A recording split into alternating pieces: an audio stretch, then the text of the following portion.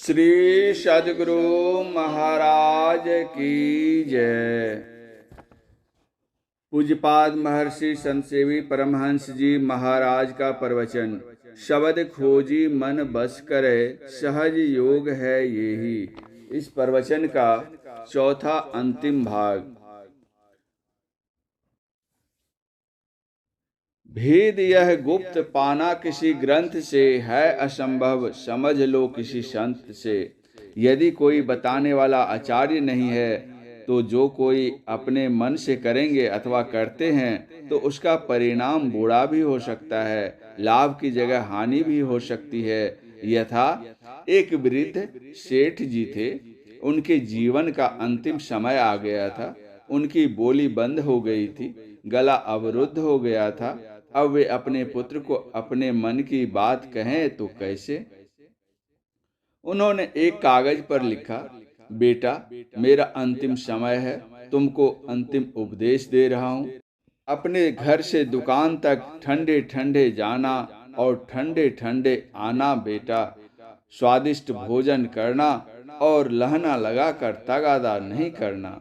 सेठ जी का शरीर छूट गया। लड़के ने अपने अर्जित ज्ञान के आधार पर घर से लेकर दुकान तक, जिसकी 4 किलोमीटर की दूरी थी, छत बनवाई, क्योंकि पिताजी के आज्ञानुसार घर से दुकान तक ठंडे ठंडे जाना और ठंडे ठंडे आना था। छत पिटवाने में ही कई करोड़ रुपये लग गए। स्वादिष्ट भोजन करने के लिए उत्तमोत्तम चीजें बनवाकर मंगवाकर प्रतिदिन खाने लगा और जो कोई कर्ज मांगने के लिए आया उसको देता चला गया, किंतु दी हुई रकम की कर्जदार से कभी फिरौती की मांग नहीं की, क्योंकि लहना लगाकर तगादा नहीं करना था। धीरे धीरे सेठ पुत्र की हालत पतली होती गई, यहाँ तक कि खाने पीने के लिए वह दाने दाने का मुहताज हो गया। अब वह करे तो क्या? विवश होकर एक दिन वह अपने पिताजी के समय के मुनीम के पास जाता है और कहता है, मुनीम जी, मेरी आर्थिक दशा बड़ी दयनीय हो गई है, आप मुझ पर कृपा करें।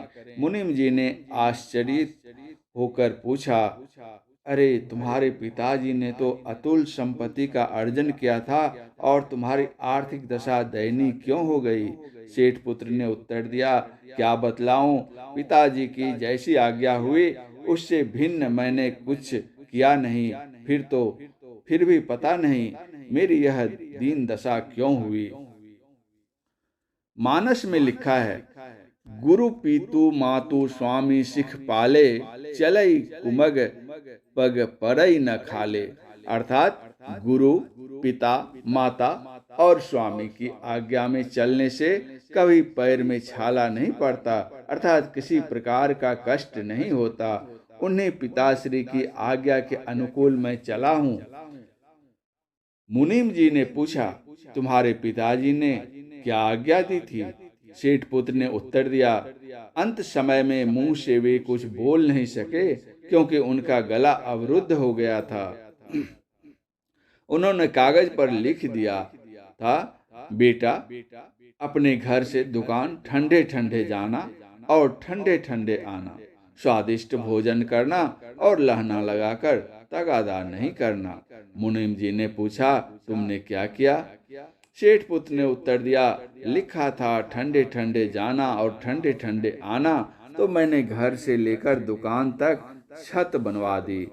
अब ठंडे ठंडे जाता हूँ और ठंडे ठंडे आता हूँ। और मुनीम जी, स्वादिष्ट भोजन बनाने में तो खर्च पड़ता ही है, उसमें प्रतिदिन पैसे खर्च होते गए।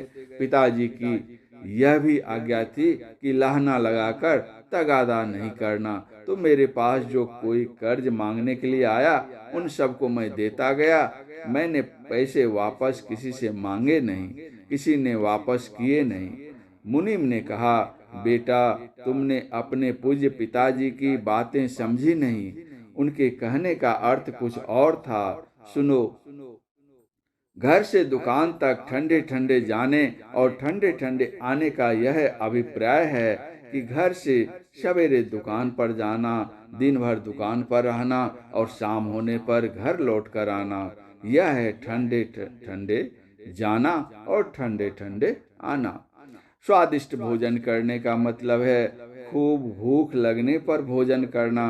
अगर भूख नहीं है तो उत्तम से उत्तम स्वादिष्ट भोजन में भी स्वाद नहीं लगेगा, और भूख लगने पर सत्तू भूजा जो भी खाओगे मीठा लगेगा।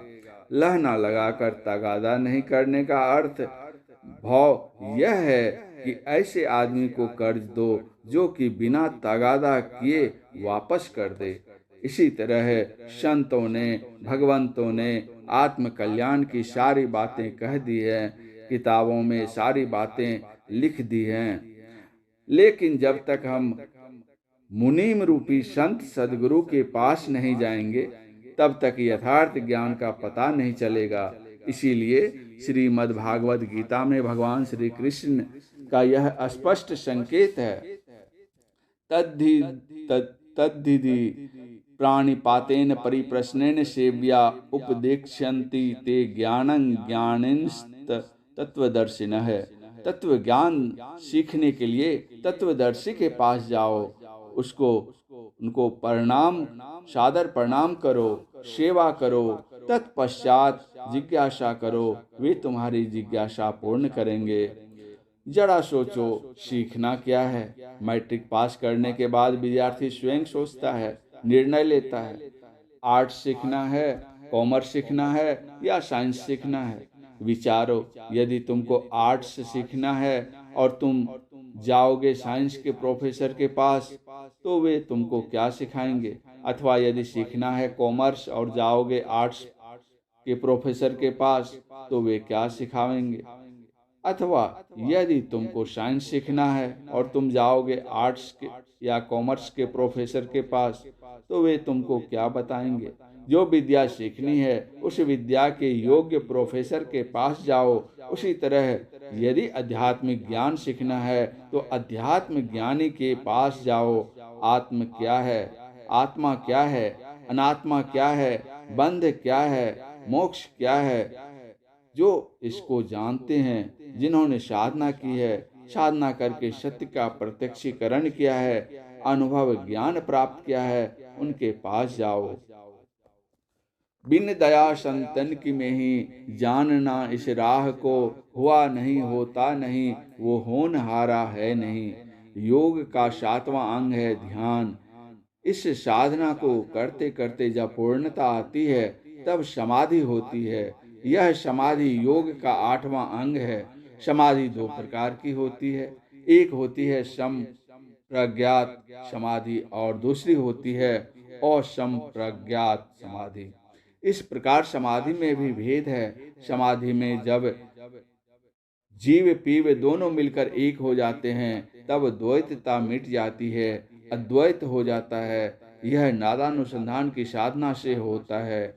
जब तक कोई नादानुसंधान नहीं करता तब तक मन पूर्ण रूपेण वश में नहीं होता। संत कबीर साहब ने कहा है, शब्द खोजी मन बस करे, सहज योग है ये ही, सत शब्द निज सार है, यह तो झूठी देही। दृष्टि योग की साधना से दम अर्थात इंद्रिय निग्रह और नादानुसंधान से शम अर्थात मनोनिग्रह होता है।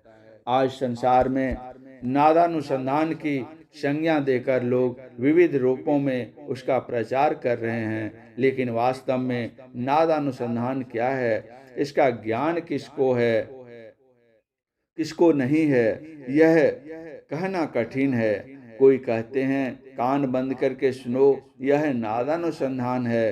कोई कहते हैं बिछावन पर लेटकर जमीन में कान लगाकर सुनो, यही नादानुसंधान है। कोई ट्वीन लगाकर बजाकर सुनते और सुनाते हैं, उसी को नादानुसंधान कहते हैं, किंतु यह नादानुसंधान नहीं है। नादानुसंधान के संबंध में उपनिषदों में लिखा है, विंदु पीठं निर्विद्य नादलिंगमुपस्थितम। जो बिंदु ध्यान करता है, बिंदु पर अपने को प्रतिष्ठित कर पाता है तो नाद स्वतः पर प्रस्फुटित होता है, तब नाद ध्यान होता है। उस समय हमारी 10 इंद्रियां नीचे छूट जाती हैं। 11वीं इंद्रिय मन जब आज्ञा चक्र सुषुम्ना में प्रवेश कर जाता है तब नाद श्रवण होता है। वैदिक ऋषियों ने जिसको सुषुम्ना कहा है, सूफी फकीरों ने उसको शहरग कहा है। क्यों भटकता फिर रहा तू, ये तलाशे यार में, रास्ता शहरग में है दिलवर पे जाने के लिए। कुदरती काबे की तू मेहराब में सुन गौर से, है आ रही धुर से सदा तेरे बुलाने के लिए। गोश बातिन हो कुशादा जो करे कुछ दिन अमल, ला इल्लाह अल्लाह ओ अकबर पे जाने के लिए। संत तुलसी साहब कहते हैं, प्रियतम को पाने के लिए तुम बाह्य संसार में क्यों भटक रहे हो? उस दिलवर के पास जाने का रास्ता तुम्हारे दिल अंदर है। सुषुम्ना मार्ग से प्रवेश करो, पाओगे। कृत्रिम काबे में नहीं, प्राकृतिक प्रभुकृत काबे की मेहराब में लगन लगाकर सुनो। तुम्हारे बुलाने के लिए धुरधाम से आवाजें गैब आती है, उसको सुनो। स्मरण रखो कि स्थूल शरीरस्थ स्थूल कान से उसकी नहीं सुन सकते। सुषुम्ना में दृष्टि स्थिर होने पर बाहर का कान बंद हो जाएगा, आंतरिक कान खुलेगा। उसी कान से उस नाद को सुन सकोगे। आदि नाद परमात्म धाम से आता है, वह तुमको परमात्मा से जाकर मिला देगा। नाद बिंदुपनिषद में नाद की महती महिमा गाई गई है। यथा मनो मत गजेन्द्रस्य विश्वोद्यानचारिणः नियमन समर्थोयंग निनादो निशितांकुशः। जिस तरह मदमस्त हाथी कदली वन में जाकर वृक्षों को तोड़ता फाड़ता मचोड़ता खाता और विचरण करता है, किंतु जब महावत आता है और उसको अंकुश मारता है तो वह पीछे की ओर भागता है, उसी तरह हमारा गजराज मन जो विषयों की वाटिका में विचरण करता है नादानुसंधान करते करते पीछे की ओर मुड़ता है, अर्थात विषय की ओर से निर्विषय की ओर हो जाता है। वह निर्विषय तत्व ही परमात्मा है।